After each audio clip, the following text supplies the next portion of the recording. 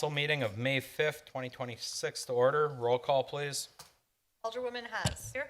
Lorick. Here. Ritz. Here. Marshall. Here. Gale. Here. Guzekowski. Here.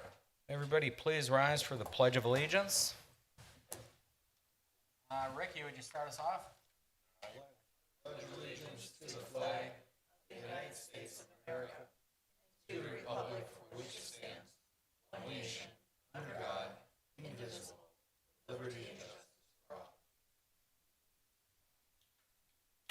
Item 3, approval of minutes of April 21st, 2026. I'll give everybody a moment or so.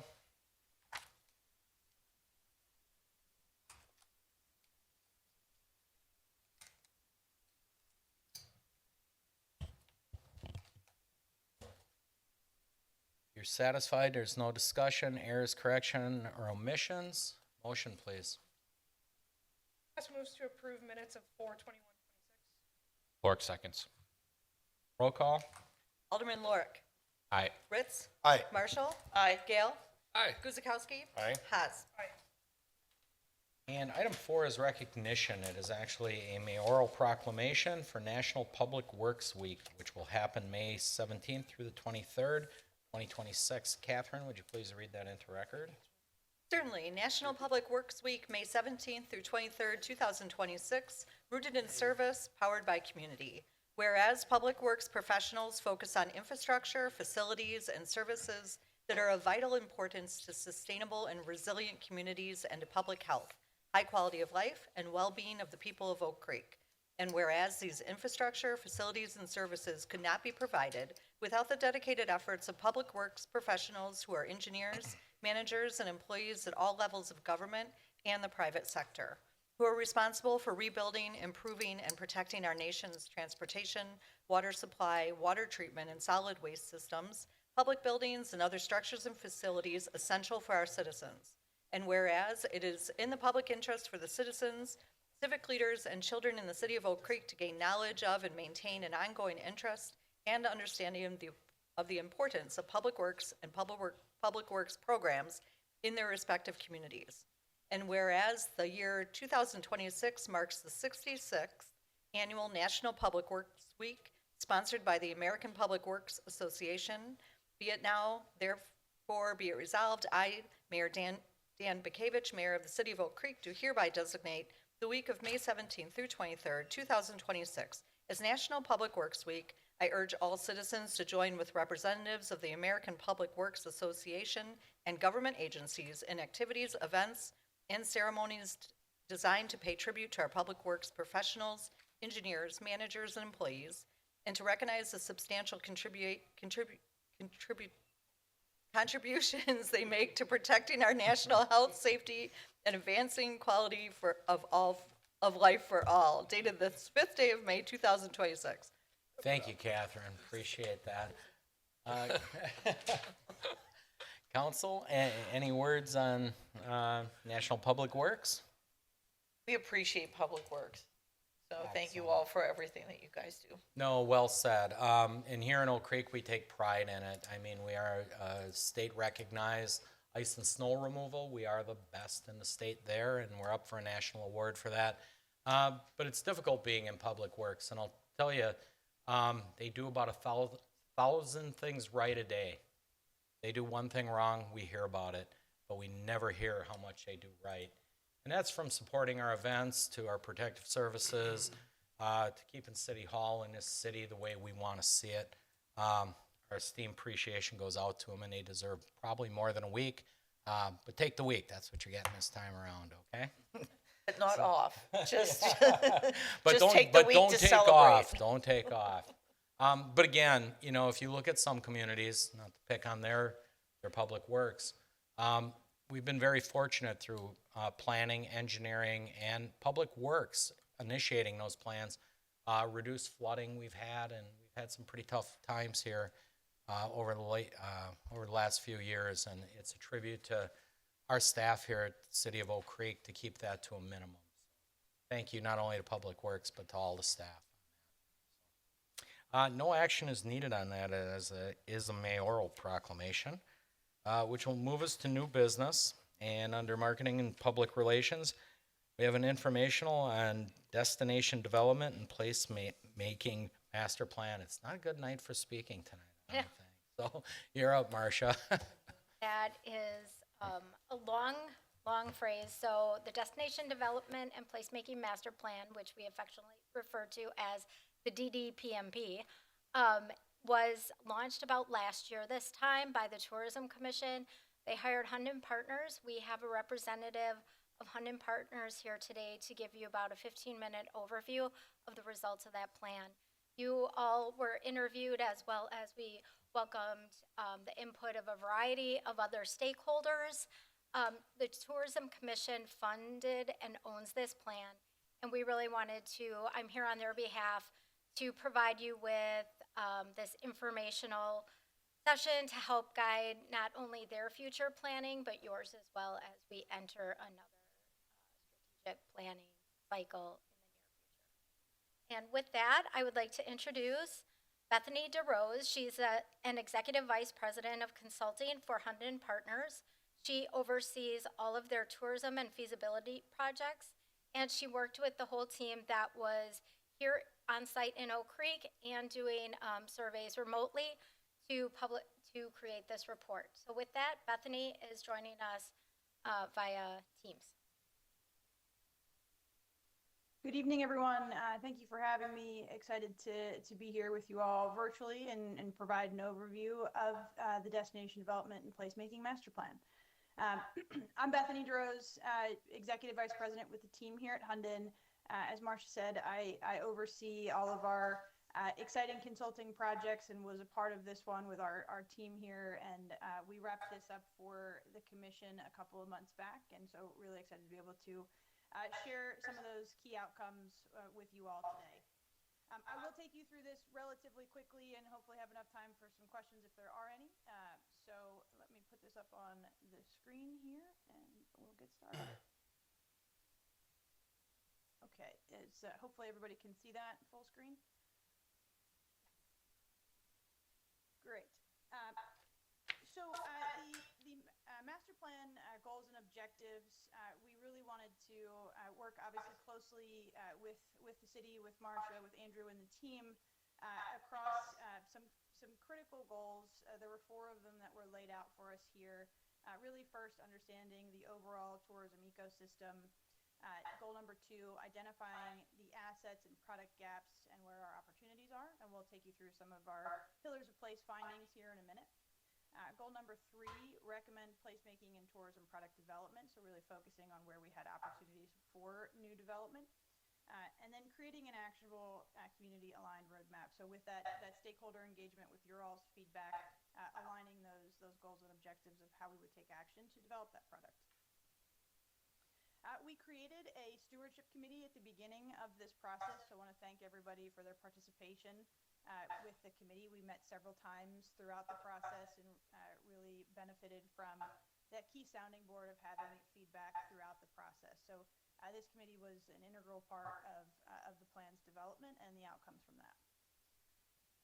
As Marcia mentioned, we did have some great stakeholder engagement beyond just the committee that we formed, and I wanted to share a couple of those key themes from the engagement process. We grouped them into sort of 4 verticals here: identity and destination branding, activation of key assets in public spaces, enhanced dining, retail, and entertainment experience, and 4th was sports, recreation, and connectivity and growth.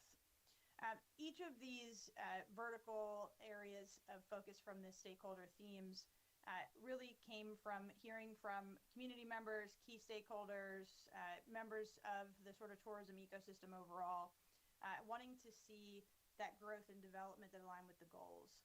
That first column of identity and destination branding really came from that feedback that led to this notion that we can enhance the storytelling. There's a bigger story here to be told in Oak Creek, and that we've got more opportunity to build a stronger brand around our key assets. That next one about the key assets and public spaces and the activation, so Lake Vista Park and Drexel Corridor could be underutilized, maybe better activated in the future to drive more traffic and more visitation into the community. Stakeholders wanted to see new amenities, things like an amphitheater, band shell, niche sports facilities, and expanding events. Performing arts was also talked about as something that could be leveraged for broader regional attraction. And then our existing parks, trails, and lakefront are key assets that stakeholders felt were still untapped and still had potential to drive both residents and visitors. The next one, enhancing dining, retail, and the entertainment experience. This was a big topic of conversation as there's real interest in the activation of these spaces, as well as bringing more and driving more demand through independent restaurants, breweries, boutique retail, so destination shopping, as well as some nightlife. We heard feedback from stakeholders that consistency in hours after 5 p.m. can be challenging and wanted to see more of a presence and vibrance in the downtown spaces. And then activation of vacant spaces and improved diversity of offerings. Lastly, sports, recreation, and connectivity growth. Strong opportunity to expand the sports tourism. So sports tourism was a big topic of conversation. You will see some of these things come up as we get into the pillars of place analysis and some of those key recommendations. But there was strong interest in enhancing the outdoor experience and enhancing recreation and what could come from new facility development. Real quick, I want to take you through some of the destination snapshot, some of our market research. None of this will come as a surprise to you all, leading the city of Oak Creek. But so we took a profile of the destination. Again, this presentation is brief. There's a full report that has a lot more detail in here. But from the tourism and visitor appeal standpoint, emerging into the lakefront leisure and suburban lifestyle was key here for our focus. And then that access and regional reach was a big part of our findings, that really wanting to leverage the direct access and being so close in proximity. Moving into more of the tourism attractions. So what we did in part of our analysis was we identified key points of interest across the community, looked at how those assets are being leveraged today, where we are seeing visitation, who's traveling in, looking at the share of visitation from within 50 miles, from over 50 miles, and where we're seeing that visitation come from. So this is a snapshot of a couple of those most visited attractions within the community. And some of the implications from our market research related to the destination analysis was a lack of that longer distance visitation. So today we're primarily attracting our local residents and broader sort of community at large. And there's an opportunity to leverage our assets, leverage that lakefront experience, and drive more longer term and longer distance visits that will drive spending and things along those lines. Strong evening and weekend visitation, and then lastly, that seasonal demand. We do have seasonal demand. We see outdoor attractions sort of taper off, obviously, with the season in the winter months, and there's an opportunity to expand more of a winter focus and see that activation increase. Next here, I want to take you through briefly our pillars of place analysis. This is a Hunden product. This is something we've worked really hard to refine and focus on when we do an analysis of a destination and all of our destination master plans and tourism related work. We believe that there are sort of 10 key pillars of place. All of the different assets and amenities within a community, within a place, can sort of be rolled up into one of these pillars. And so we study a destination and we look at each of those POIs, and we sort of score them and look at the opportunities within each of these pillars.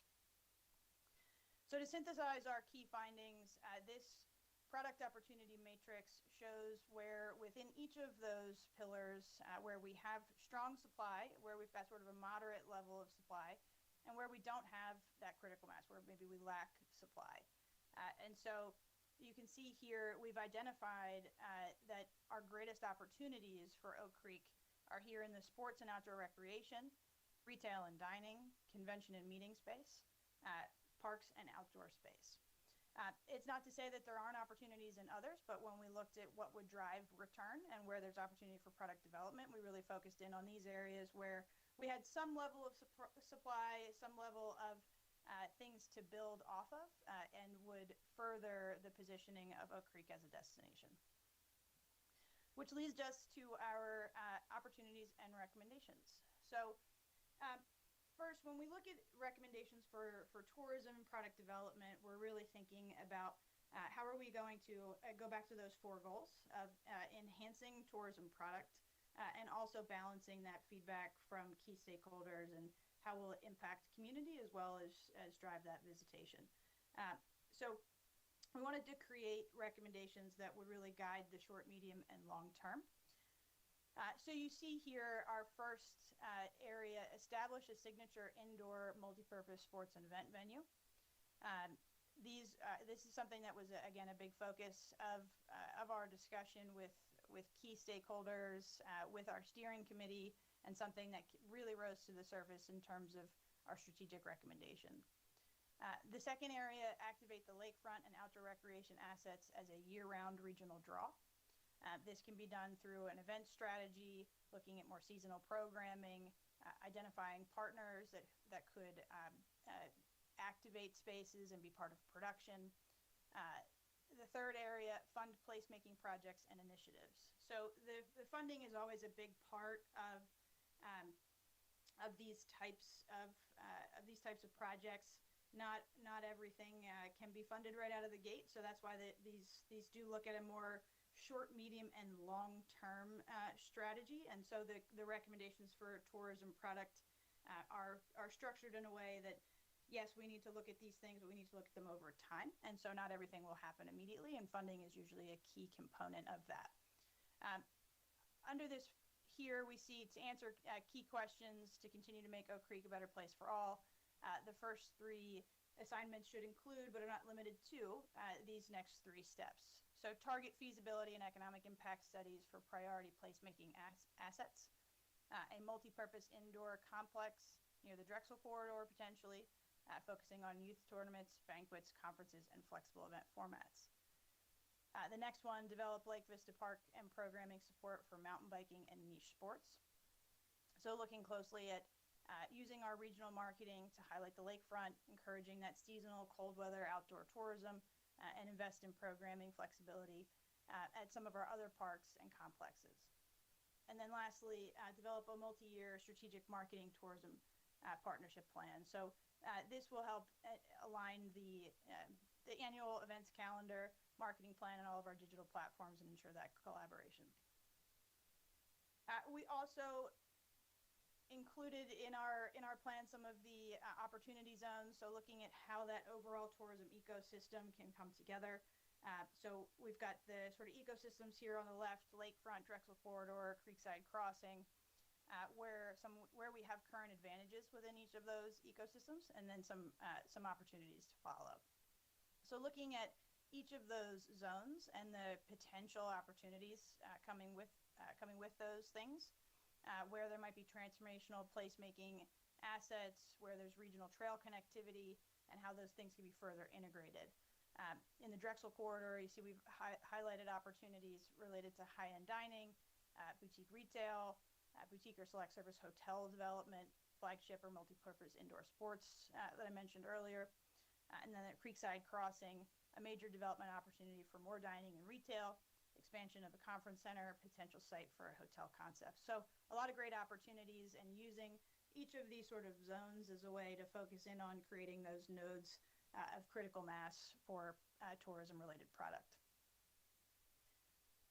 Some of the things that we talked about with the committee before I open it up for any questions was about an aspirational idea bank. So this was included in the larger plan that was provided at the end of last year, but just some thoughts around what lakefront and outdoor recreation could include: dining, retail, nightlife, anchor, so having that sort of anchor asset in more of a mixed-use district, social events, meetings and events in a open-air space or a boutique conference hotel. So just some things that we've worked on in different parts of the country where there's been some success around those either anchor assets or key catalytic tourism product development. Again, this was a relatively quick informational session. I'm happy to stop and take questions if there are any, but really appreciate everyone's time today and the collaboration and input that you all provided in the planning process. It was a great process to work with you all and your team, and hopefully provide a plan that will carry Oak Creek into the future for tourism. Thank you very much. I'll open it up, council, for questions. There was quite a bit there, but if you have questions on it, please take the floor. I have a question. On slide number 70, how does 1, 2, and 3 lay out? Like, why isn't 2 lakefront and outdoor recreational assets, which we already have and can expand on, become a number 2 next to establish a signature indoor multipurpose sport and event venue that we don't have right now? I'm not understanding why it's laid out that way and what the purpose of that was. Sure. No, it's a great question. I mean, we could look at this as we don't have one of these assets, and part of our objective here was to look at enhancing and creating new product and a pathway for new product. With the fact that we don't have that type of a venue, the sort of process to get that type of an asset off the ground does take time. So starting that process, essentially what we're saying is we're suggesting that we start that process through a feasibility study and moving that into more of a due diligence phase. That can happen in parallel with number 2 here. It doesn't mean one has to start and conclude before you start number 2 here. Those things can happen in parallel, but it does can take several years to get a facility like that built and established and funded, and so wanted to prioritize those next steps that could happen to look at new product development.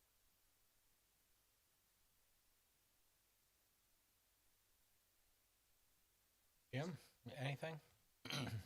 Well, I just want to say, first of all, thank you. You guys did a great job. Pleasure working with you, at least from the tourism standpoint as well as the council. Can you elaborate a little bit more on the lakefront in terms of your opportunities you had listed on the lakefront? Yeah, I mean, obviously, it's a great advantage to have that kind of outdoor recreation adjacency in our community, and the ability to have the lakefront as a natural resource, as an opportunity for outdoor recreation. So in terms of prioritizing that space, that lakefront space as as a tourism product, there's a couple different ways to sort of look at that. There's festivals and events, so just activating the lakefront and having it as a destination location through an event strategy can be one sort of low-hanging fruit, where there could be events on the lakefront that drive traffic and drive interest, and use that sort of scenery and access to the natural resource being the backdrop for a destination event. It could also be something that is leveraged to create more trails and networking systems that would run to and through the lakefront. So that sort of ongoing development and investment around the lakefront. We know that there is or have been plans around sort of bluff stabilization, and there's additional sort of residential being developed there. So just creating the critical mass from a built environment standpoint could also further enable the lakefront to be seen as a destination. So creating those both events and festivals to serve as a space, as an activation space, as well as maybe creating some more investment in the built environment around the lakefront. Thank you. Others, anybody? Andrew? Something I was going to mention, but we're fast forwarding a lot here, so I hope you give me a minute or two to go back to the beginning of maybe how we arrived here today. In 2015, there was a change in law with the room taxes in the state of Wisconsin. So in response to that, in 2016, some of my very first meetings with the city, we were transitioning to establishing a tourism commission to handle the hotel motel room tax dollars in the community. That law segregated what the city had been using in its general fund and set that aside and said the difference of what you were keeping and what you retain moving forward, you have to spend a proportion of that on tourism development. When we took the appropriation to the general fund, which was historic, which was many years into our general fund budget, we didn't have really a ton left over to just jump into tourism development in the community. And we had one events coordinator from 2016 to 2024. We had one individual, not including farmers market staff, that was coordinating our events. And we did a hell of a job creating a social calendar in this community, including a really awesome farmers market. That took a lot of work. We had one person because that was what the funding allowed, the additional room tax dollars allowed. Now, that wasn't one person's effort. Every department in the city stepped forward because the council identified that social fabric, that social calendar, bringing the community together as a huge priority for us. So we banded together. We struggled. There was a lot of role defining that needed to go on. We had a ton of ideas in the aspirational bank over the years and no way to operationalize them at all with what resources we had. So entering a little nearer history here, we established a relationship with the Tourism Commission that retained local control over those dollars for the council and the community moving forward. A unique relationship, but one that really, as hotel motel room taxes grew over that time, one where we had some resources available to work with to jump into this frontier. We established the marketing and PR department, and it's only been 2 years since we've had that department. So that's when we really began resourcing and being able to objectify some of these ideas and really look into them.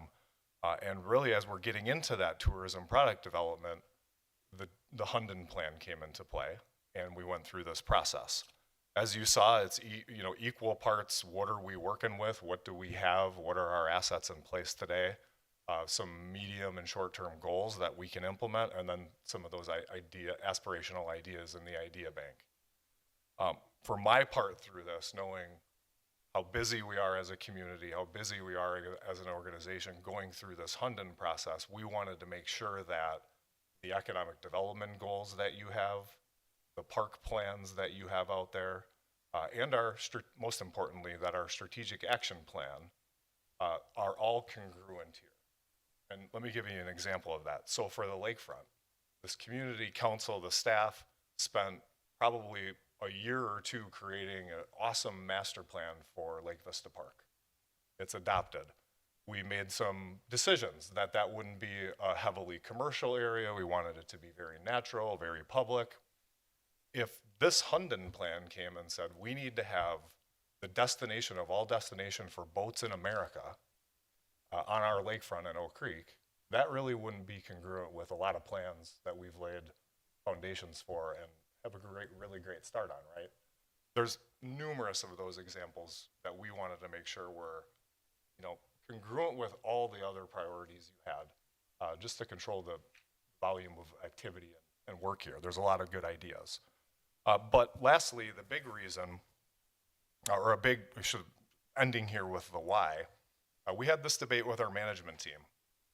Why are we focusing on these things? We have enough in our four corners of our city.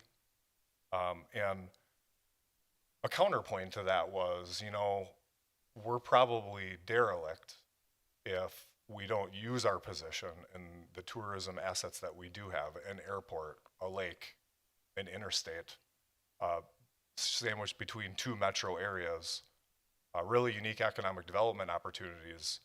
If we don't explore those opportunities, we're probably not optimizing or having Oak Creek realize its full potential.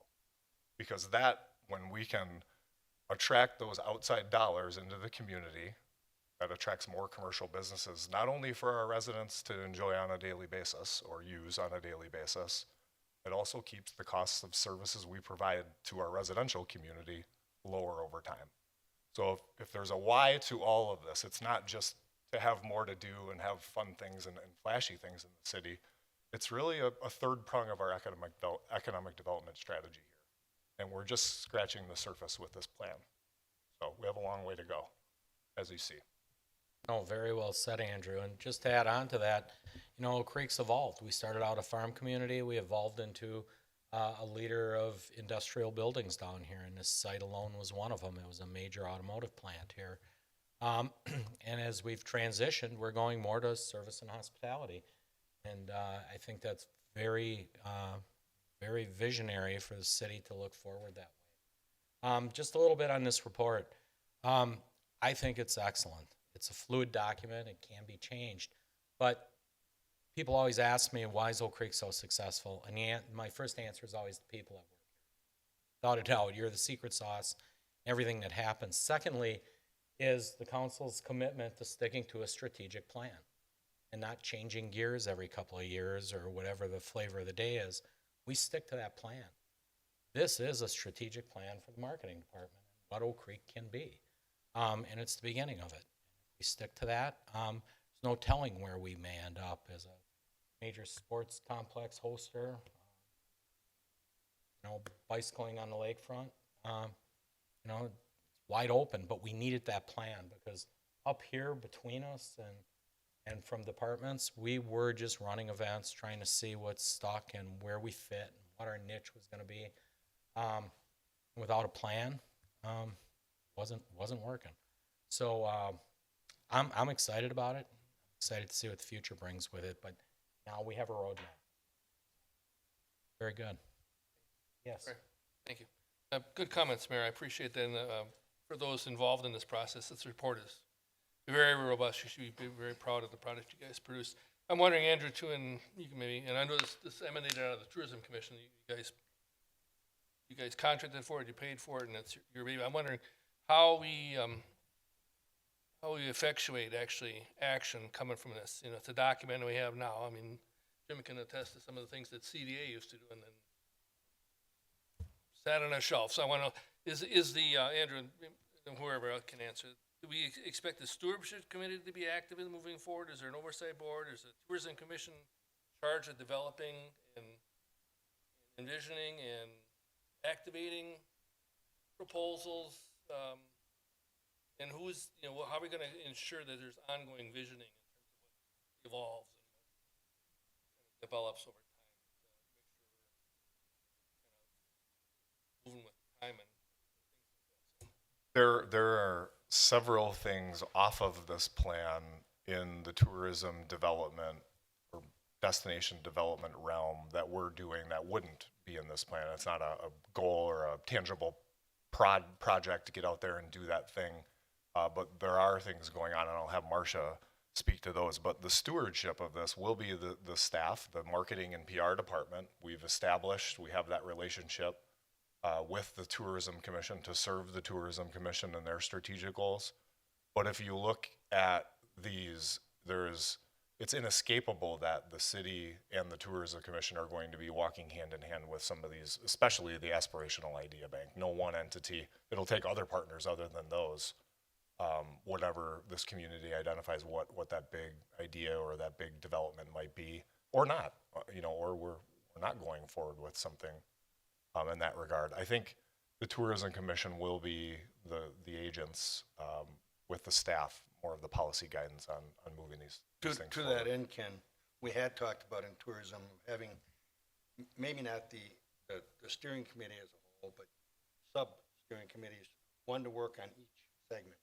So, if you had all these people working on 3 or 4 different major projects at a time, you're never going to get it. So, have a smaller group working on the lakefront, a smaller group working on some additions in Drexel Town Square, i.e., upper end restaurant and stuff like that. So, that's probably where we'll end up, I would think, to try to steward movement. That's what you're asking. Yeah, How are we gonna get something done?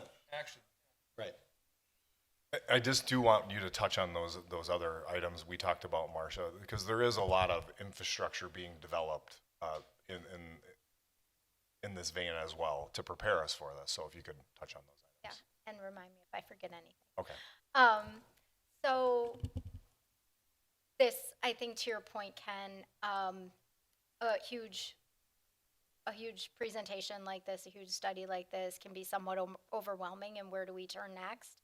And so some of that has been informed by things like we attended the Wisconsin Governor's Conference on Tourism for the last 2 years.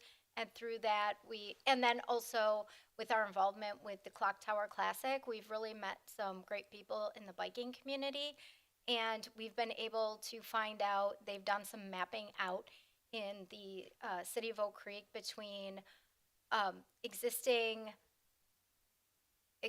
trails, potential future trails, that actually Oak Creek could have the second most trails in the state of Wisconsin within 3 years. And those are fat tire bike trails where it's a year-round activity. So there could be year-round races run at our lakefront and through our community with biking and mountain biking.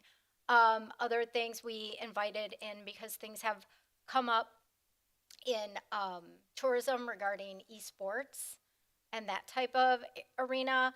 And in looking at this multi-sport or multi-use sports and recreation facility, if we're going to start looking at that, if we're going to look at a feasibility study as a next step, we brought in someone who's a leader in Wisconsin in pushing forward esports in the colleges, high schools, and then just for general use.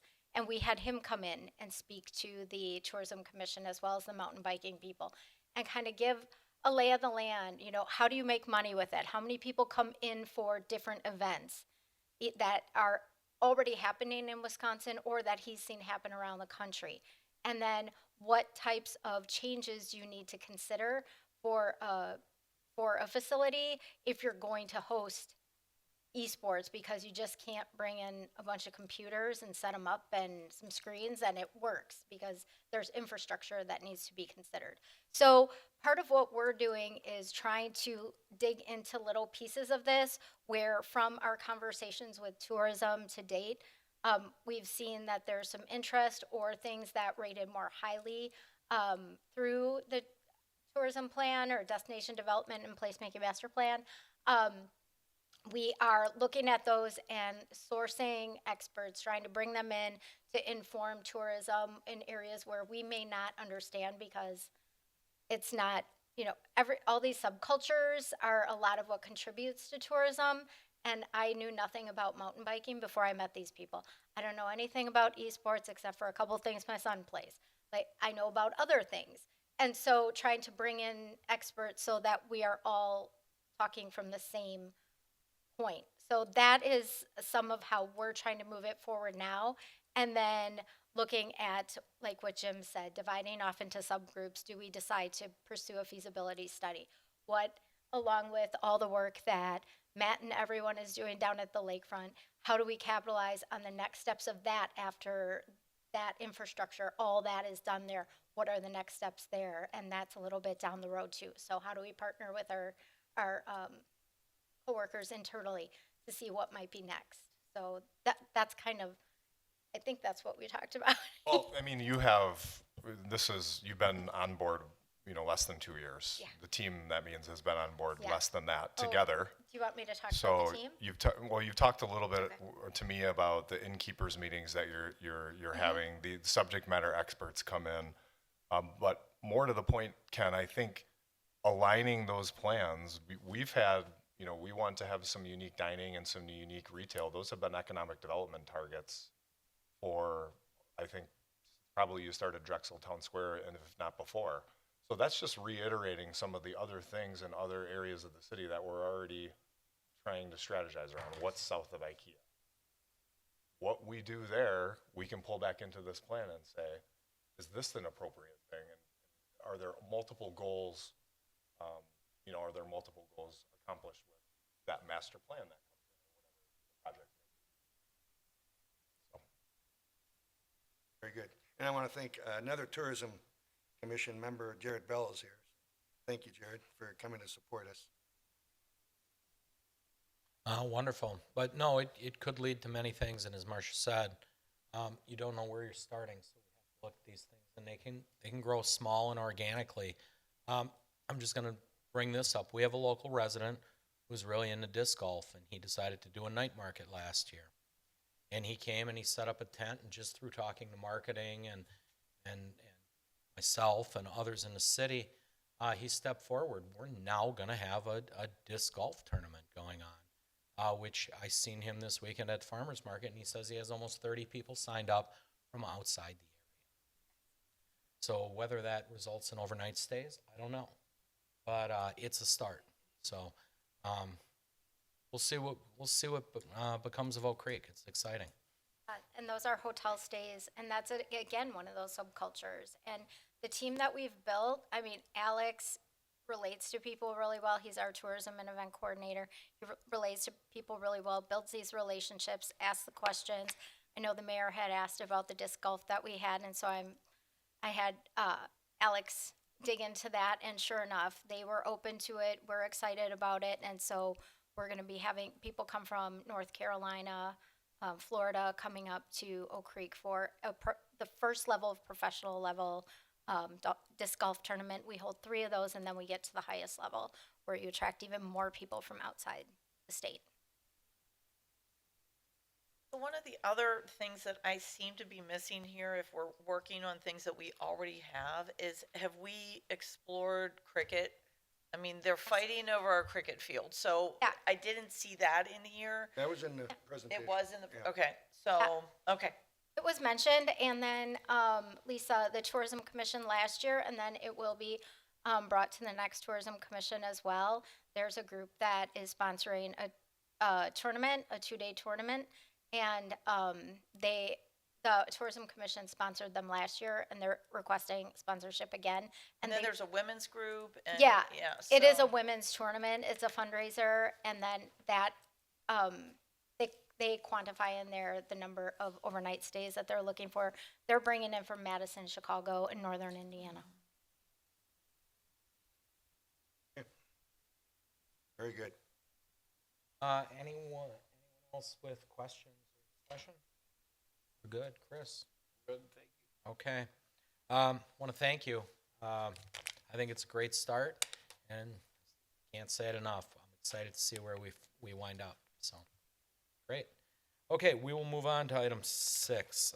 That's consideration of a resolution establishing various fees, permits, and charges by the city of Oak Creek. And I'm going to turn that over to Marcia. You have the staff report and information in front of you. Really, this is to codify the fees for city events that has not been done in the past. And so we're establishing these fees for this year, and moving forward, we will be part of the annual process that's done in December. But we just wanted to get these through for you right now. It covers things like the farmers market merchandise, and then, so that's for vendors for those, as well as the beer garden, fair in the square, kites in flight, and summer solstice music festival. Any other events that you don't see on here are tourism commission events, and those will be handled separately by the tourism commission. Questions, comments on?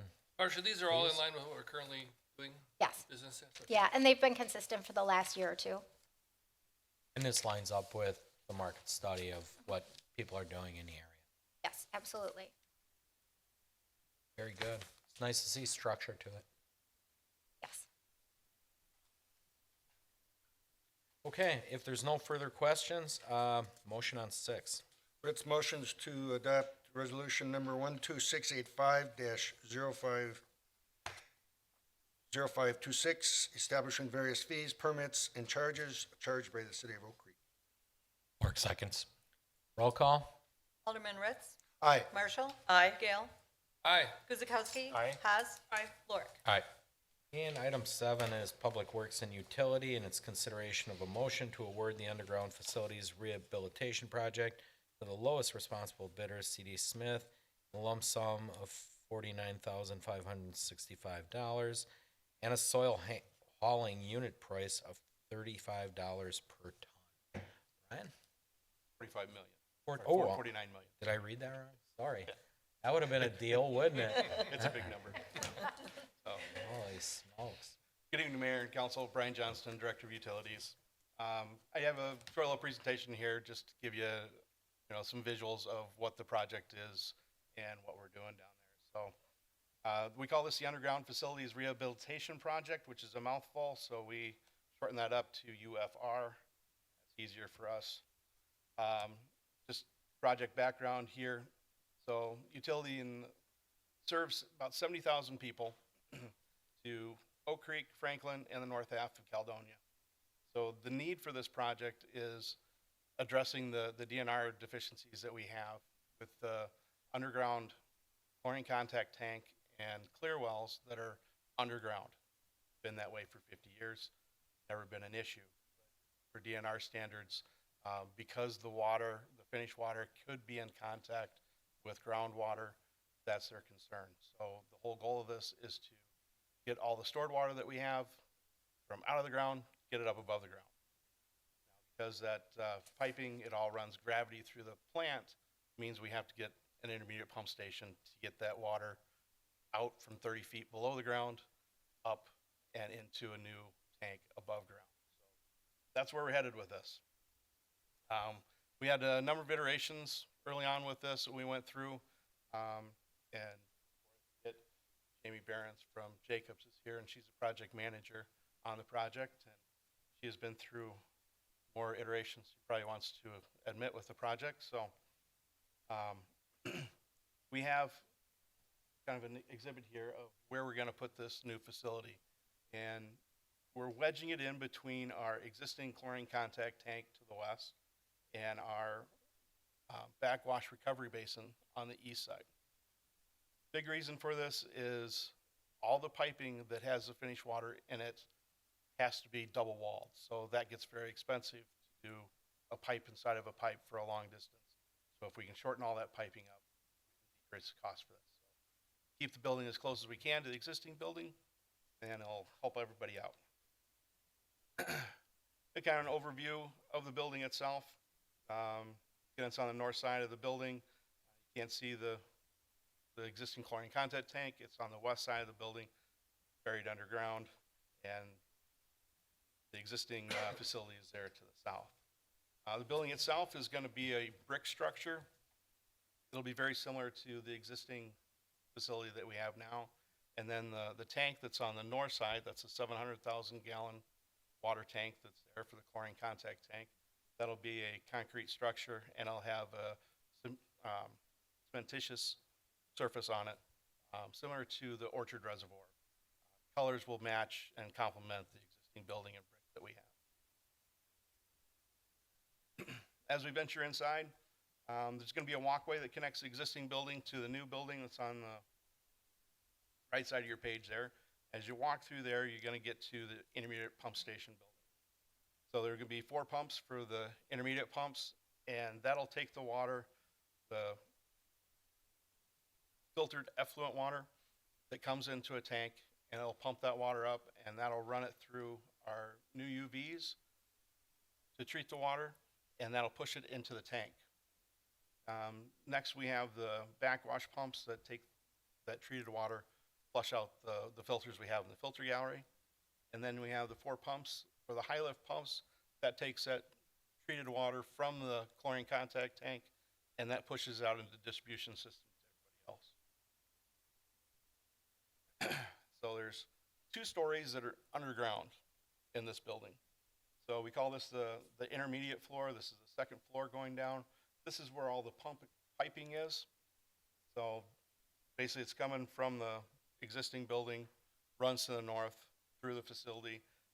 In yellow there in the middle will be the 2 UV reactors. One of the benefit of the UV reactors is it allows us to downsize the chlorine contact tank that we have. And it also allows us to take half of the facility down in the chlorine contact tank for inspections. So very important for us. Cost of that tank gets very expensive. UV helps minimize those costs. As an added bonus to that, it provides an additional barrier for viruses and cryptosporidium. The basement floor, we have the unique intermediate pump tanks. This is a tank inside of a tank. So again, trying to keep water from having contact to groundwater, we built a tank inside of the building. So the effluent from the filters goes into these tanks. The pumps themselves the shafts go down into these tanks. That pumps the water up through the pipes, through the UV, onto the chlorine contact tank. Kind of a cross section of it. There on the left side of the screen, you can see there's a whole lot of pilings underneath underneath the proposed CT tank. That'll be there to support the weight of that building. And because the second floor of the pump station goes underneath the water tank, there's additional pilings underneath the pump station. And we did that so that we didn't have to do any of the double wall pipes, and also so we can inspect the pipes and have them inside the building that go into the chlorine contact tank. Kind of a lot of this building will be underground. Above ground is 28 feet, below ground is 33 feet. Again, just a cross section of the building. We were looking towards Lake Michigan here, so you can see all the piping, surge tank that's in there, and kind of looking at the backside of the electrical room that'll be in there, and the fluoride room as well. Flipping on the other side, building itself, looking at it, there's windows in there as well, so those upper clear areas there, those are windows that allow light into the building and keep kind of that same feel of that existing building, and we don't have just a big wall of brick across the front there. Again, just looking at all the pumps,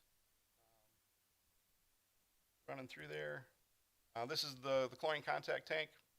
So the water comes up in the middle from the immediate pump station, kind of flows through these baffles and gives the chlorine contact time that's required for disinfection before it gets pumped out of this tank and out into the distribution system through the high lift pumps. That kind of shows the pipes that are underneath the building there. Kind of a summary of the work. Demo the existing high lift pumps, electric equipment, backwash waste pumps, and the metering vault.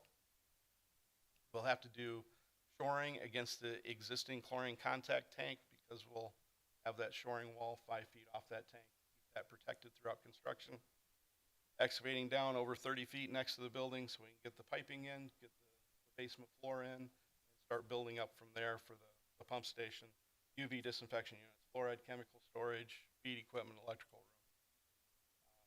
Once they kind of got that section done, they'll move on to the next section, which is building the chlorine contact tank.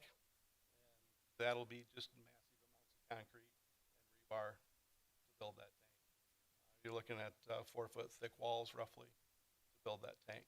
So lots of concrete will be going into that. We're also going to modify our existing generator system that we have. We're switching from a 2.4 kilovolt system with our pumping and reducing that down to a 480 volt system.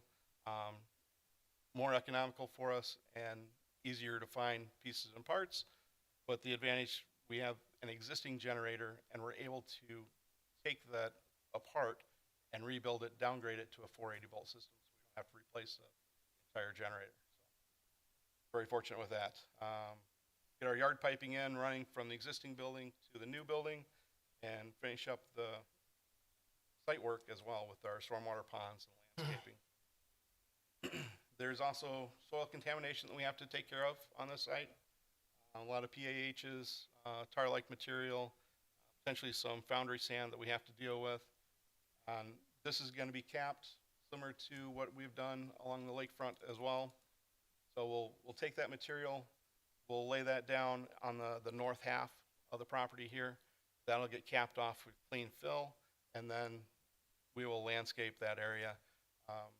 The north area, there's kind of a cyan oval there. That is a pond. Everything north of that, basically from the pavement section out towards Fifth Avenue, is going to be like a prairie area. There's 54 trees that we're planting out there. There's hundreds of shrubs and bushes that are going in there, and then native grasses for a prairie. The rest of it will be a mowed area south of there and around the existing building. Kind of hard to see in the picture, but that's your landscaping and trees getting planted out there. Project schedule, we're down to the fun part. We're down to the awarding of the contract. Looking to have construction start here in June. We'll be just over 2 years, close to 3 years for constructions, what we're anticipating. Be a long project, but lots of work that need to get done out there. Along with this, we did qualify for the Safe Drinking Water Loan Program, which is kind of pushing our timeline a little bit so that we can get our paperwork submitted for that by the end of the month so that we can get that process started. So by the end of September, we can start making draws on the loan program that we were awarded. That, if anybody's got any questions on the project? Questions for Brian? You identified a source for the cap. We're gonna use the material that's on site, the clean material that's on site. So most of the contaminants are in the top 8, 10 feet. So as we excavate down 30 feet, that's all clean material. So we'll stockpile that as clean material and use that as cap. Will extra go to the lakefront? No. If there is any? No, it's not enough to really haul over there. We have like 5,000-6,000 yards of excess material. So you just make it a deeper cap? Yeah. Okay, keep it So we'll on easily site. spread that right over to the north half and make it all disappear. Pilings are impressive. It's a lot. That's neat. Those terrify me. Brian, capacity-wise, does this increase the plant's capacity if Oak Creek grows or picks up another customer? This actually decreases our capacity. So in order to get this approved, working with our partners, it decreases our capacity to 18.4 MGD. We are currently at a firm capacity of 22 MGD. So the plant itself is rated for 35 MGD, so we have lots of room to grow. But in order to get PSC approval, this project actually decreases that capacity. And that is looking out to 2060 for what is going to be needed for the existing customer base. That was, What percentage of capacity? Right now, we average about 8 MGD a day, so we've got room to grow. What's your peak though, Brian? Our peak, we've done 13 MGD. The 18, Brian, is that a finite number currently? Would that be a finite number currently, or is that scalable temporarily, or what's the? There's no finite number to it. We don't know where we're going to grow. I'm given- talking like, you never, you have surges that obviously they're unexpected.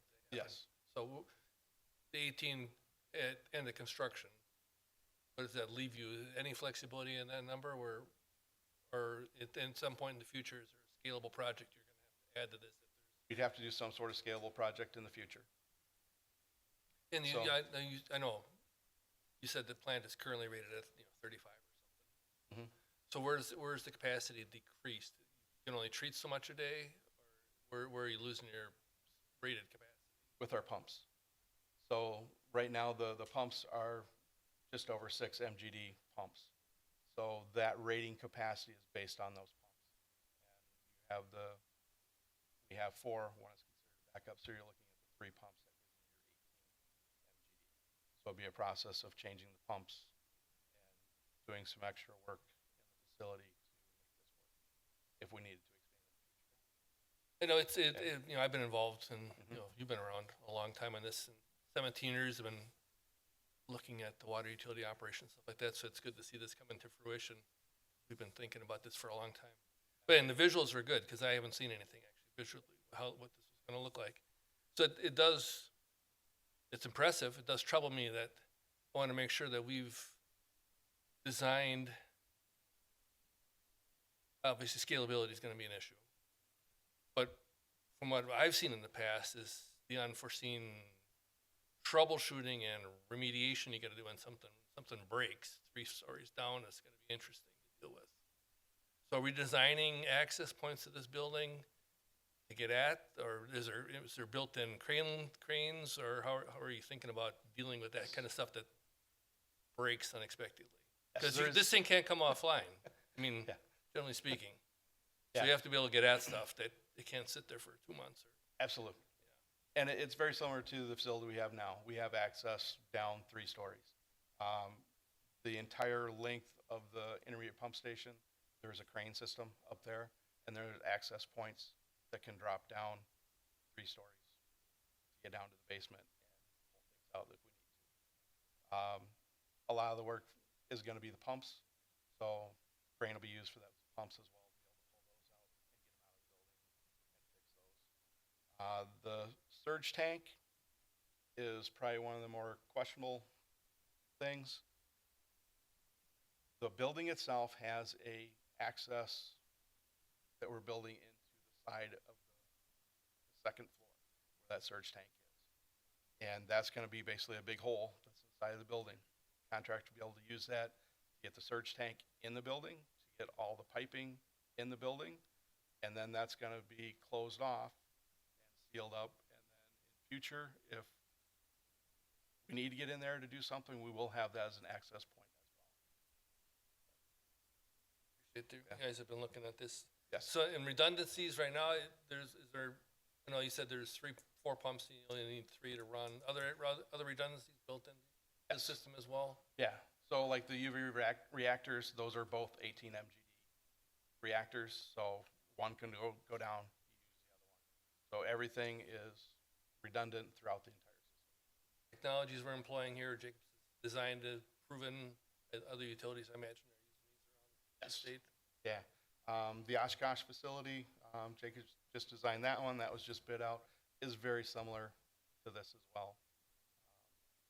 So we are very confident in the layout of it. That kind of leads me to my next point on this. The bidding process, or where the bids came in versus where we expected, you have a feel for where our differences lie there? I think it's market more than anything. There's a lot of construction that's out there.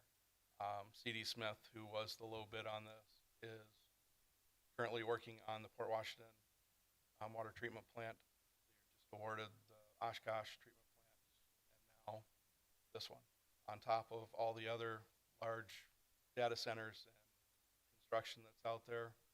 The market's pretty tight for the companies that can do this kind of work. How many firms did you think we're gonna bid? And I see we only 2 official bids. 2 official bids, yes. How many actually drew papers and We specs? had 5 primes that pulled plans. One of the other primes is actually a sub to CD Smith, and one of the primes was not bidding on the project at all. So, and these are the 2 that we were kind of thinking that we would have going into it before they pulled plans. Our timing is not ideal. Bidding timing standpoint. No, Wait, no. Well, we waited for 12 years.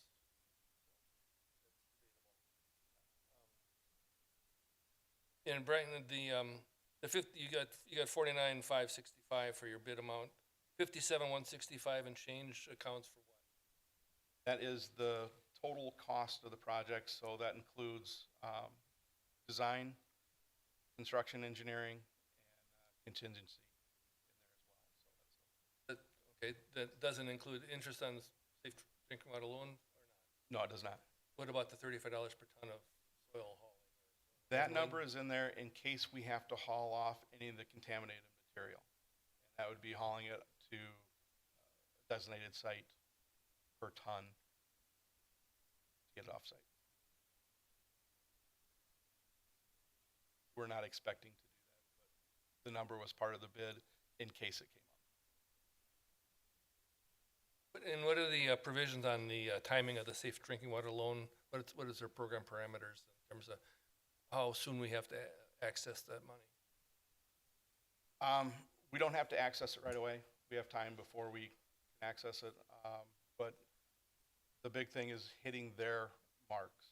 So they want to have an executed contract by the end of May and then start their process. So then they run from June to the end of September to do their documentation that they need to get the loan finalized. After that, process, then we'll be able to withdraw money from that account. I would anticipate that we would probably have a submittal sometime in November, that we could pull our first money out of there to pay for the design work that was done previously. Okay. It strikes me as we're being abused from a timing standpoint on bid, to be perfectly honest. But and I know this is actually earlier than we expected to get PSC approval, so that kind of weighs on me a little bit as well. So $5 million is the difference between your expectation and the bid amount. It's not 10% of the project cost. And the contingency amount of 15%, it strikes me as a little rich. Well, given the markets and the tariffs, this isn't out of line for a construction. Strikes me as out of line. Rich, just because it's a big project doesn't necessarily mean it's gonna require so much more. Doesn't matter if it's a big project or not, it's just the cost of doing business in today's markets. Well, Danny, we still have to be stewards of the folks' money. I'm not so- saying we're not, it's no timing is anybody's fault, it's just the market's on right now. And between the two bids was a 0.8% difference. So the two contractors were looking at it that it's pretty close. Close.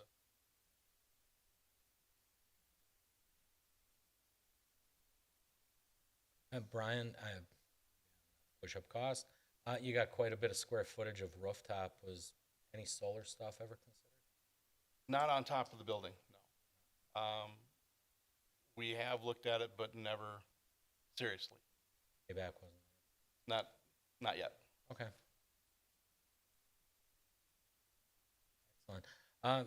Given the importance of water, and you don't have to look much farther than what Waukesha went through some years back, we're really blessed to be on the lake and have some of the best drinking water in the country, if not the world. So, Creek's in a great position.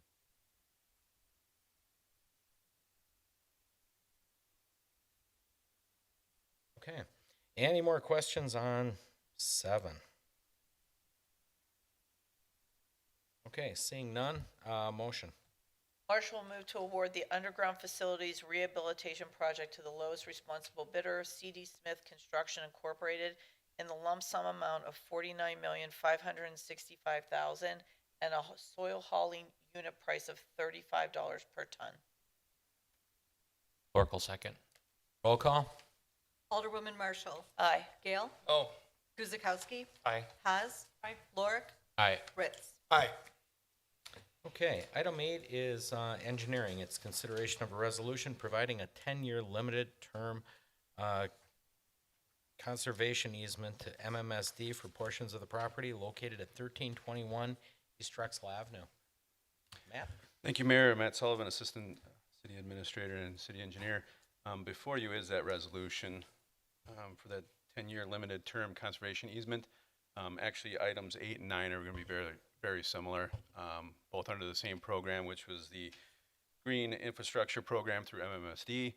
We've completed both projects, closed them out, sent all of our data into MMSD in regards to the information that's required in order to get to this point, which is the last stage here. Once this is approved, then we'll get our final funding reimbursement.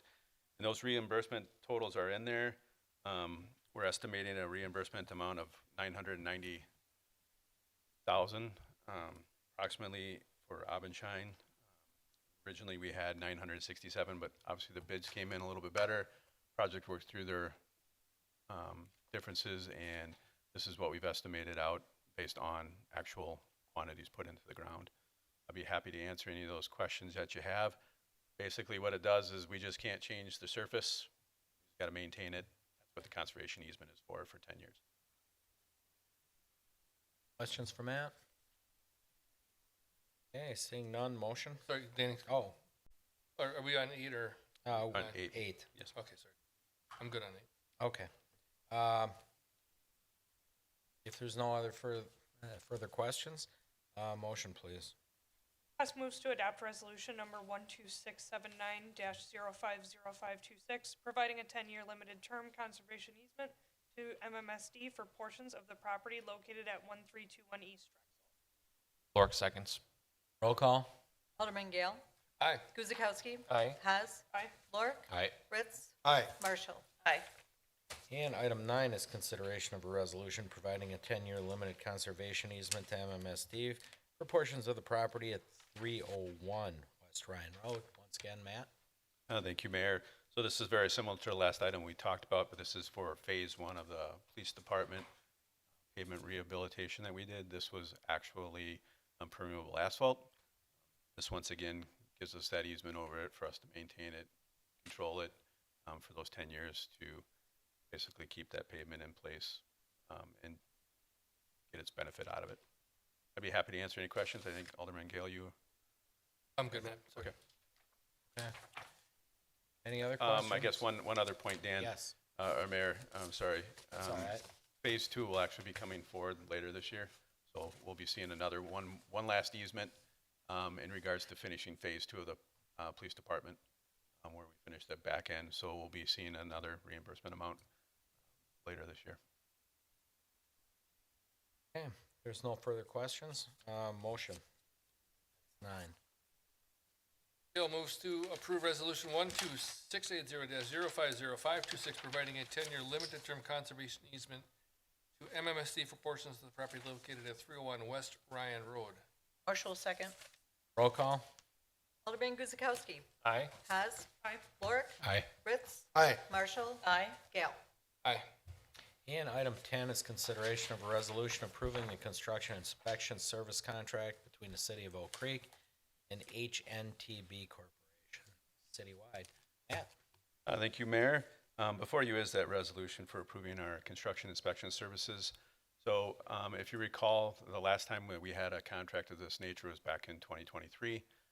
We were able to extend that for 1 extra year. We did hire 2 consulting firms during that term. We are only recommending one firm for this contract. This contract will be heavy on development. Obviously, as everyone knows here, several very large developments have been going through Plan Commission and also been seen through Council. Those will be Bucky's Development, Prairie Development over on 27th. We have Lucy Meadows, Almeg Subdivision, Millwood Glen down on Oakwood, and then potentially Milwaukee County's affordable housing development. So we have anywhere from 5 to 6. Currently, we have our staff, but they're managing the additional $4 million roadway improvement project, and then also the $500,000 and $250,000 that we put towards storm sewer or storm water facilities and ditches. So our existing staff right now is currently, call them tapped. We have them very well organized throughout the thing, but we felt this would be necessary in order for us to make sure that our public infrastructure is being installed properly. So through this process, we actually received 6 proposals, which was a very good competitive group. We read through each one of those, labeled them out. The top 2, which was Benish and an HNTB, very similar, great. All of them could do the job. What we really started looking down towards was who was available and cost rates.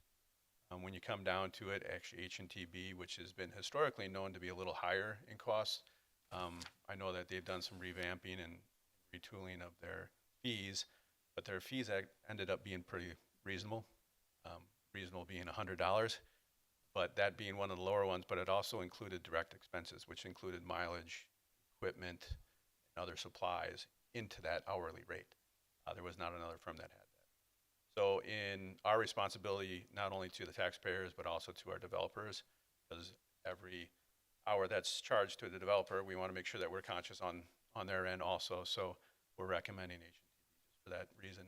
And we believe that their expertise and their structure would be very good and supportive of our needs.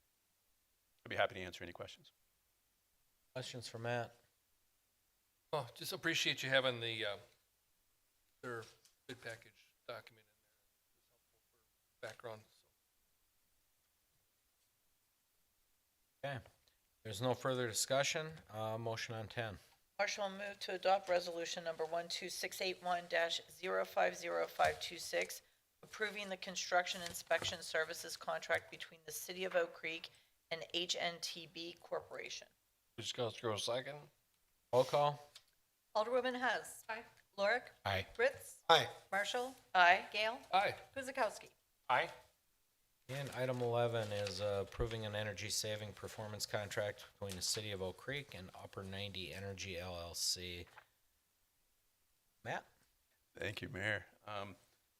Before you is a resolution for our energy savings performance contract. This is with Upper 90. So if you all recall, throughout the several decades, actually, since 2002 when the original police department was built, we've gone through some iterations in regards to kind of the heating and cooling aspects of the building and not having insulation issues or other things within the facility itself, which has caused not only comfort levels or comfort issues for the personnel that work there on a daily basis. And it's a 24-hour operation, so it's constant, but also our maintenance aspect of it. So for one example, during the winter months, we actually open up tiles in the roofing to make sure that our piping stays heated. If not, we've had actual fire suppression units break down and leak. So that's just one example of some of the issues that we're having there. So through the process and the strategic action plan, a lot of our issues that we've been tasked with is to how do we address the envelope issues within the police department. We were lucky enough to be approached by a company called Upper 90. They work through what they call a TIPS program, which is the Interlocal Purchasing Partner program. So what this program does, it's much like Sourcewell or other sourcing items where they put large contracts or RFPs out nationwide for certain types of contracts. One of those contracts is for energy services and savings. They were selected amongst other groups in regards to being able to contract that out. What they do is they contract that at the best price that's available on the market themselves. So we actually brought them in, started some conversations with them. They went through the entire facility. They were able to identify several things with our maintenance group, Richard Kolka, in regards to issues throughout the building. So throughout the entire facility, we're pretty much at the useful life of our boilers. We're useful life of our heater, our water heaters, other things that our maintenance group has actually been able to maintain and keep going on the useful life. We're getting closer to useful life of our roof. So there's several different things, not just our envelope, insulation, but other items we wanted to tap on, and they were able to identify several different things that we were able to build upon and try to basically work into one larger program or project to facilitate several savings, not only on the energy side, but also with money coming back from federal government grants and different programs. One major item here would be our solar system, or the solar panels. When we redo the roof, we're redoing it with a different system. It's a kind of a lay down instead of a ballast roof, which is stone, like we have similar here. But that also allowed us then to take some structural support and value and use that in putting down solar panels. With those solar panels, we're able to achieve a grant back of almost $500,000 for the 1.2 million, I believe it was, for the installation. So about half the price will be coming back in a federal grant. We're also able to see pretty much an immediate savings of anywhere from $50,000 to $60,000 annually in energy costs. So that is one item. And then when you start talking insulation, we started looking at, I know there's been some larger numbers out there, 3 million to fix it. A lot of that work was actually taking down the entire brick facade and concrete panels. They actually approached this with a different method. One would be actually an injection foam insulation style. We were a little hesitant on this. We did our research, being our maintenance group. We contacted several masons. Upper 90 actually brought a mason out, had a lot of good conversations, and became more and more comfortable with the solution. Very cost savings. It's a fraction of what it was. It'll increase our R value. It'll achieve what we want to achieve at a very good value. The overall project right now is pinned at about 3.3 million. Our funding is going to be used through police impact fees. So within those fees, I think Chief will be able to speak to that better if you have questions, but they're very specific on what you can use those impact fees for, and this actually qualifies for it. So it's not any general funding, it's just out of our impact fees, which we believe would be appropriate for this. I think that's about, I mean, it's a lot of information I gave you. If you do have questions, we do have Upper 90 is in attendance here.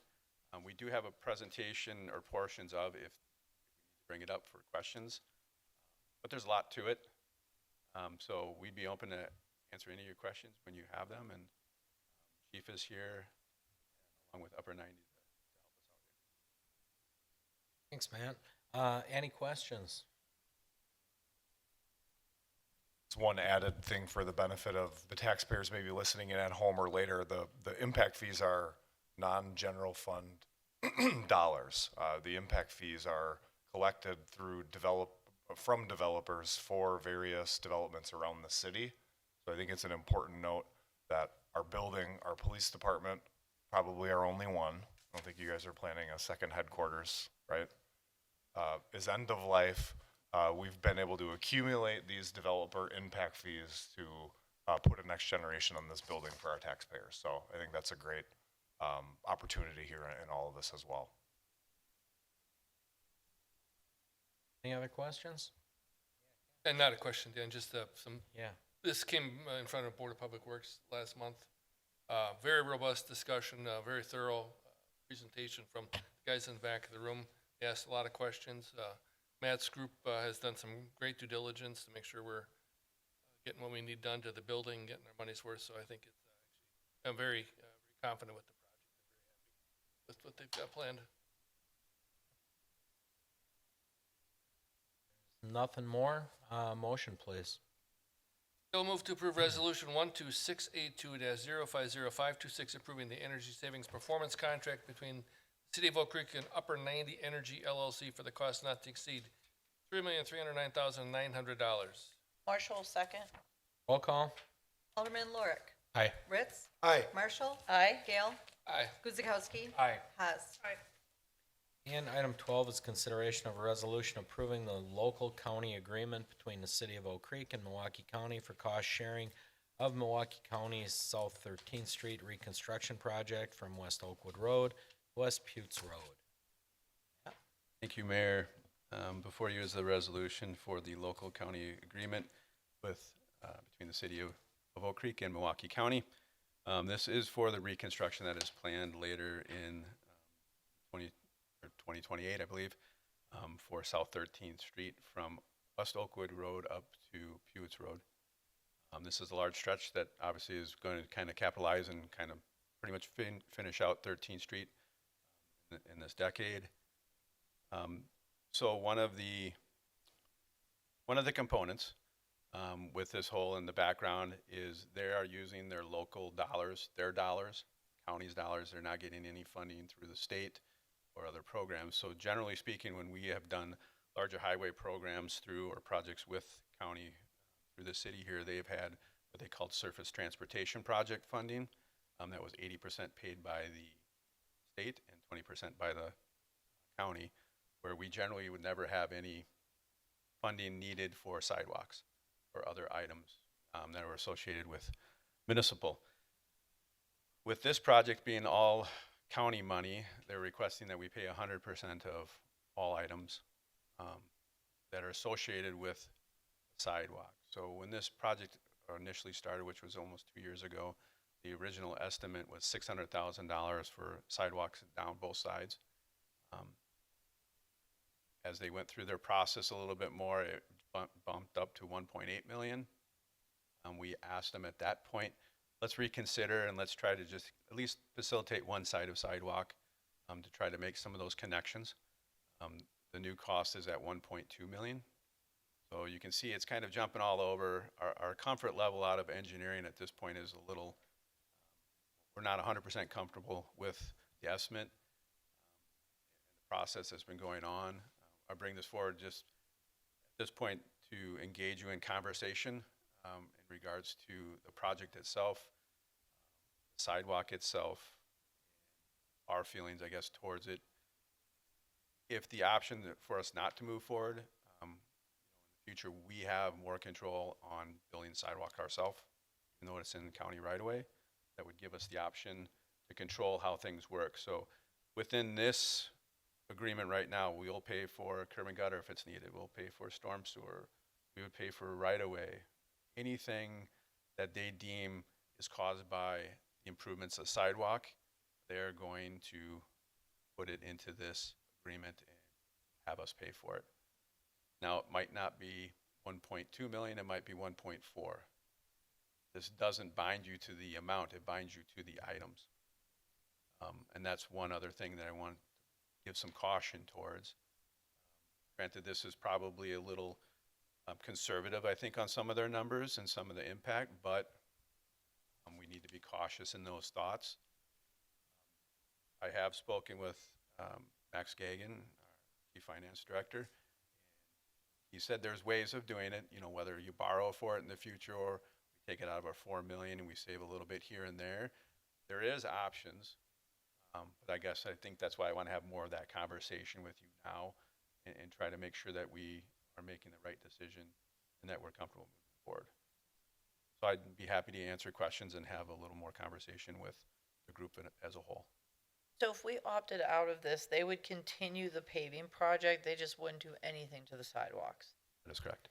Okay, and the sidewalks anyhow would be part of our $4 million yearly budget, one way or another.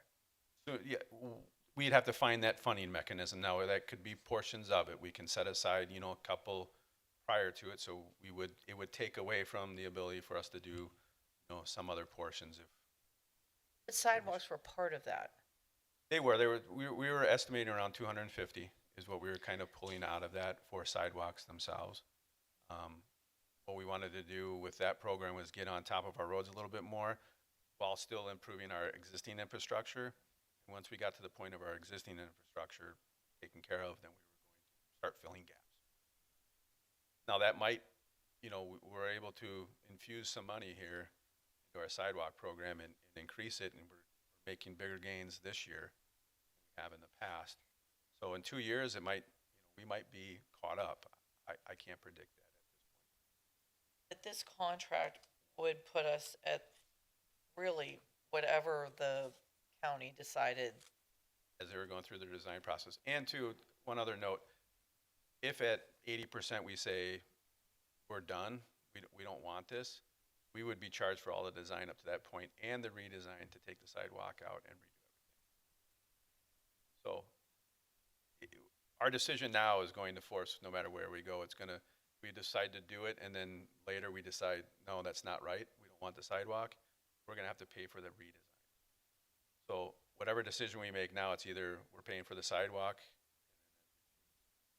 there could be financial repercussions in any way, unless you decide to file it and choose not to support the agreement and not sign it. It would be our only, and we would have the control internally, not only through engineering as far as design, but also you as financial. So it would only affect the sidewalk. The reconstruction of 13th Street would still proceed. Would still happen, and there'd still be bicycle accommodations. There just wouldn't be sidewalk. So there'd still be some on-street bicycle accommodations. That's part of their plan. Okay, so Matt, this project really, they're not considering doing anything more to 13th Street from Ryan Road to south of Amazon where it's already been improved, right? We've So already have basi- sidewalks on that stretch Yeah, road. from where it stops on that improvement, they're going to take that to Oakwood. Yeah, so I mean, that really covers right alongside English Air. Yep. And again, they will be expensive because those are very deep. I know it's a wide easement there, the very deep ditches. So you're doing sidewalk over you're gonna fill the ditch in and run. Either storm fill the sewer. ditch in or buy real estate. Yeah. So And then- there's a lot of impacts you have to think about on what they're charging, and making us responsible for in regards. Now, typically, this, you know, if you do it in a rural or a urban section and that, I mean, their thought process is they're going to stay rural as much as they can.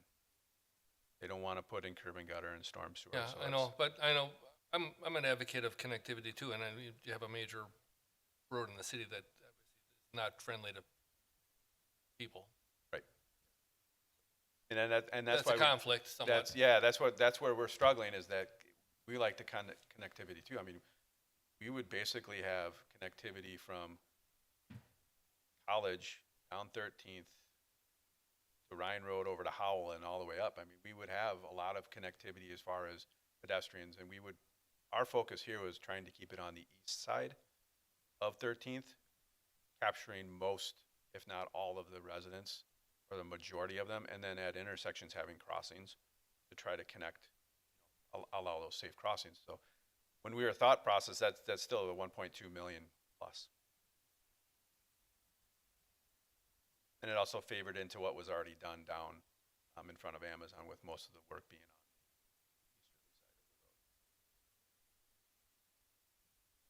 of the road. So not adopting would give us more flexibility.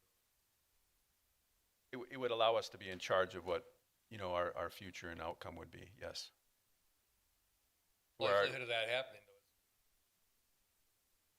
fairly remote. If you don't do it now or don't do it concurrent with this project, you are unlikely to do it again. Well, we would do it internally, and we would just. I understand, yeah. but that's unlikely to happen. I mean, there's bigger fish to fry. Yes. Sidewalk stuff. Yep, so I mean, there's several things to consider here, so. And I'm not to say that I've had some conversations with Max on it.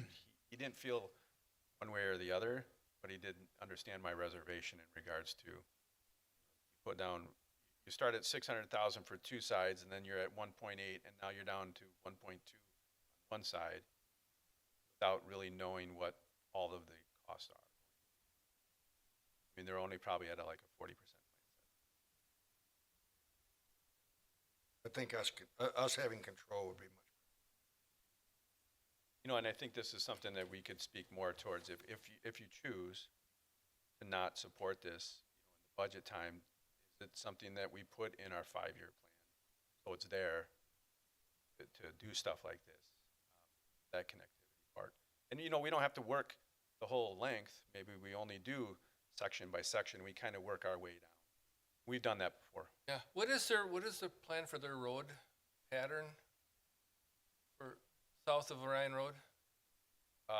So south on 13th, Yeah, they'll keep what has been built, but then it's gonna be 2 lanes. 2-lane? 2-lane rural, with probably a little wider shoulder for, So just a reconstruction. about as basic as you can get. And they'll be bringing everything to standards, which will be an improvement. And working with the county, I mean, obviously they want us on board if this is approved. If this is approved, we get completely cut out of design, though. We have zero say in the design. Oh.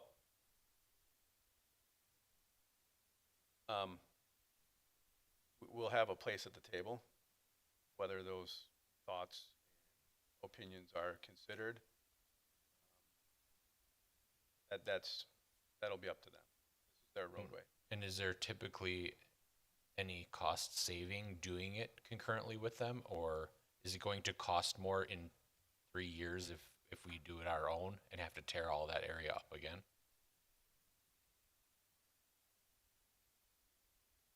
I guess, Alderman Lorik, that's a tough question to answer, because, we can eliminate potential curb and gutter, we could eliminate storm sewer.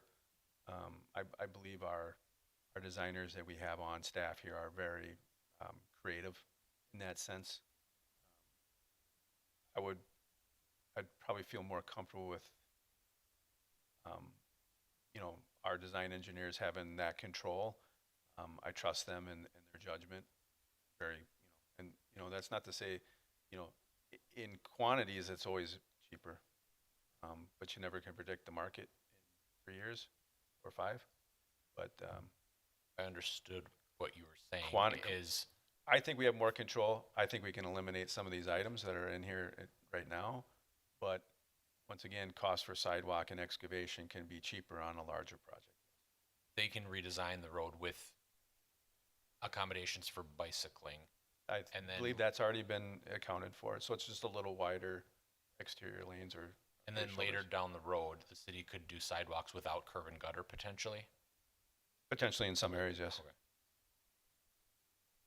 And that was an option that was brought forward by their director. You know, that doesn't discount or doesn't take away from the ability for you in the future to do it yourself.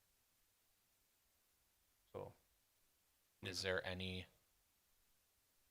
this too far away, or is there any, I know, I don't know if any funding for 13th north of there, the sidewalks by the middle school, if that was like safe route to school, or if there was any so funding option? that funding was done through, so that program from Pewitz to Drexel, when they did 13th, that was done under the STP program. So they had 80% by the state, and they only had to fund 20%. Okay. So we didn't fund any of that sidewalk improvements at all. Okay. Would we be eligible for state funding as a city as opposed to the county? It's extremely difficult. It's competitive. So we go up against Milwaukee County, we go against City of Milwaukee, we go against City of Brookfield, Waukesha County. Extremely difficult. I would say it'd be very unlikely that we would get it. We have not had much luck in the last 5 years.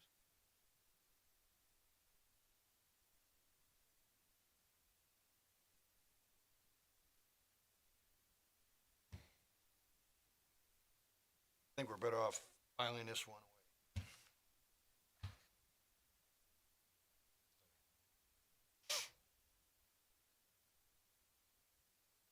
Yeah, we're still gonna need a motion, so if you make it in the affirmative, File the motion.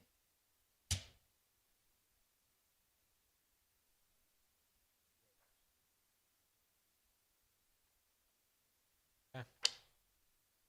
Given that, I will actually do that. So Ritz moves to file resolution number 12683-050526, approving, not approving, a local county agreement between the city of Oak Creek and Milwaukee County for cost sharing of Milwaukee County's South 13th Street reconstruction project from Oakwood to West Putes Road. A second. roll call? Alderman Ritz. Aye. Marshall. Aye. Gale. Aye. Guzekowski. Aye. Haas. Aye. Lorick. Aye. And item 13 is consideration of a resolution supporting the addition of city sidewalks on Milwaukee County's South 13th Street reconstruction project from West Oakwood Road to Buttes Road. Thank you, Mayor. Given the most recent motion, I believe we would have to file this also. This is kind of goes hand in hand with the last item, and this was more, if you did support and we entered the agreement, this would, the resolution that we would maintain the sidewalk. Take care of that one too. Sure. Ritz moves to file resolution number 12684-050526, not supporting the addition of a city sidewalk on Milwaukee County's 13th Street reconstruction project from West Oakwood Road to West Putes Road. A second. Roll call? Alderwoman Marshall. Aye. Gale. Aye. Guzekowski. Aye. Haas. Aye. Lorick. Aye. Ritz. Aye. And item 14 are the mayor's aldermanic appointments. Small claims will be Alderperson Hazy, and library board will be Alderman Lorick. No motion needed on that. Item 15, consideration of a motion to concur with the following mayoral aldermanic appointments. Tourism Commission is 1, Alderman Ritz. Celebrations Commission, Alderperson Marshall. And Community Development Authority 2, and it is Alderman Gell and Alderperson Hazy. Any questions? Okay, seeing none, motion on 15, please. Gale moves to concur with the mayor's appointments as noted. Marshall second. Roll call? Alderman Gale. Aye. Guzekowski. Aye. Haas. Aye. Lorick. Aye. Ritz. Aye. Marshall. Aye. And item 16 is Common Council's aldermanic appointments. Ken? Thank you, Mayor. things are unchanged versus this past year. So with that said, though, item A, Personnel Finance Committee, well, myself, Alderwoman Marshall, Alderman Ritz, I'll serve as chair there. License Committee, myself, Alderwoman Haas, Alderman Ritz is chair there. Plan Commission, Alderman Guzekowski, Alderman Lorik. Board of Health, Alderman Haas. Emergency Management, Alderman Lorik. Parks and Recreation, Alderman Guzekowski. Board of Public Works and Capital Assets, myself, Alderman Guzekowski will chair, and Alderwoman Marshall.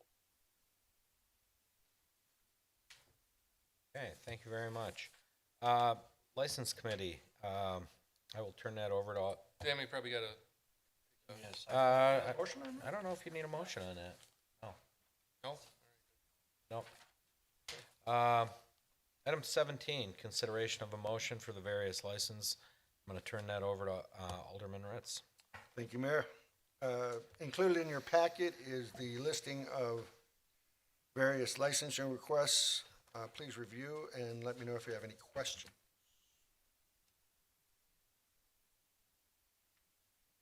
Hearing none, Ritz moves to approve the various license requests as listed on the 5/5/26 License Committee report.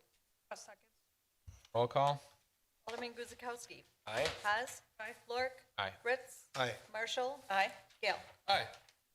And item 18 is consideration of motion to approve the April 29th, 2026 vendor summary report in the amount of $545,843.63. You all have the report. If there are any questions, please take the floor.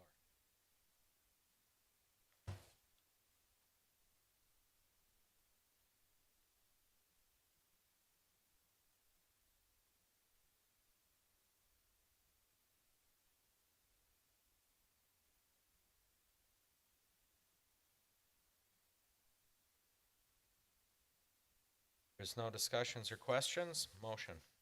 Marshall will move to approve the April 29th, 2026 vendor summary report in the amount of $545,843.63. Guzekowski will second. Roll call. Alderwoman Haas. Aye. Lorik. Aye. Ritz. Aye. Marshall. Aye. Gale. Aye. Guzekowski. Aye. And before we adjourn, just a couple reminders. The Oak Creek Farmers Market did open. Very successful opening weekend. It was very crowded, very successful. Saturday's supposed to be a pick day, so please get out there and patronize those vendors. And it's also Mother's Day weekend, so to all the mothers out there, happy Mother's Day. And for all you guys that forgot, get on it. Still time, still time. With that, we're at adjournment. Lorik moves to adjourn. Ritz, go ahead. A second. Roll call. Alderman Lorik. Aye. Ritz. Aye. Marshall. Aye. Gale. Aye. Guzekowski. Aye. Haas. Aye. Good night, everybody. Thank you very much.